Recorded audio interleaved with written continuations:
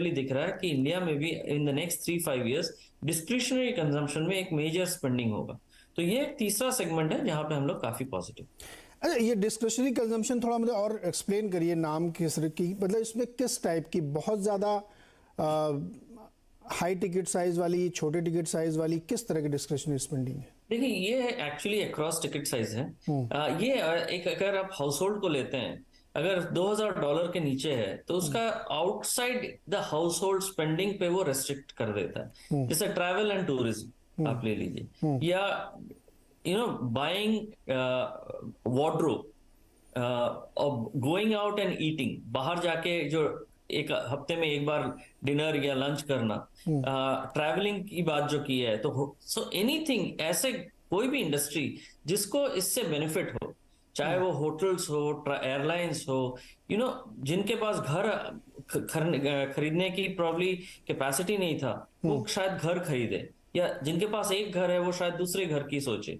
So housing will probably be a major theme out there.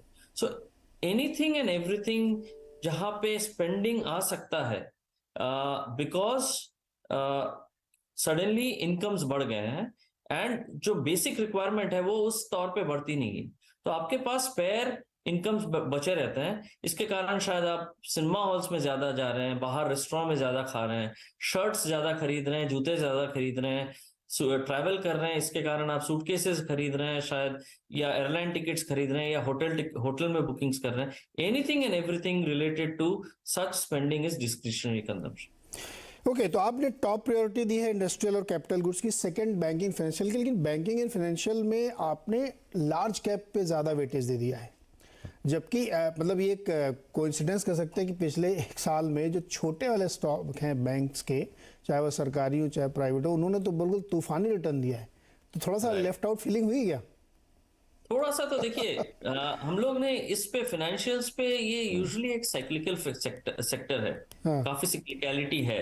अगले 2 साल में हमें मेजर कोई चैलेंज दिखता नहीं है, बट जो कैचअप होना था स्मॉल कैप्स में या मिड कैप बैंक्स में, वो काफी हद तक प्ले आउट हुआ है। आज के दिन में अगर रिलेटिवली देखा जाए, large cap banks have under performed.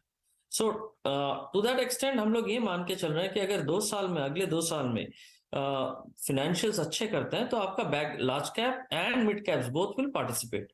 और हम लोग इसीलिए इस कारण से small and mid cap banks में ज्यादा एक्सपोजर नहीं लेते हैं, क्योंकि ये एक ऐसा सेगमेंट है जहां पे आपका लिवरेज सबसे ज्यादा है, बिकॉज जो डिपॉजिट आप ले रहे हैं वो भी बैंक के लिए एक लिवरेज है। Excuse me.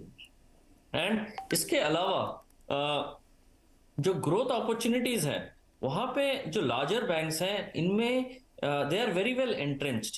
तो टू दैट एक्सटेंट अपॉर्चुनिटीज पहले लार्ज बैंक्स में आते हैं, उसके बाद mid and small cap banks में आते हैं। प्लस अगर 2 साल बाद अगर ऐसा व्यू बना, या 1 या 1.5 साल बाद व्यू ऐसा बना कि एसेट क्वालिटी धीरे धीरे खराब हो रही है, then the mid and small cap banks में रिस्क थोड़ा ज्यादा है।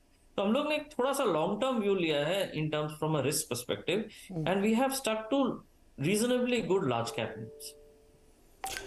ओके, रीजनेबली अच्छा। नहीं, चूंकि आपका जो तमाम हम मैट्रिक्स पढ़ रहा था मैं आपके फंड की, जिसमें आपका डेविएशन स्टैंडर्ड बहुत ही बढ़िया है, बेहतरीन है, शार्प रेशियो भी अच्छा है, लेकिन टर्नओवर रेशियो भी उसी हिसाब से बढ़िया है कि आप जल्दी जल्दी चीज़ें चेंज कर लेते हो। और ये एक अच्छे फंड मैनेजर की मैं तो खूब ही मानता हूँ। कुछ लोगों को लगता है कि जल्दी जल्दी क्यों, जब लगे कि नहीं फ़ायदा हो रहा तो उसमें निकलना बेटर है, क्योंकि हम पैसे ही आपको इसलिए देते हैं कि आप बढ़िया स्टॉक चूज करेंगे हमारे लिए।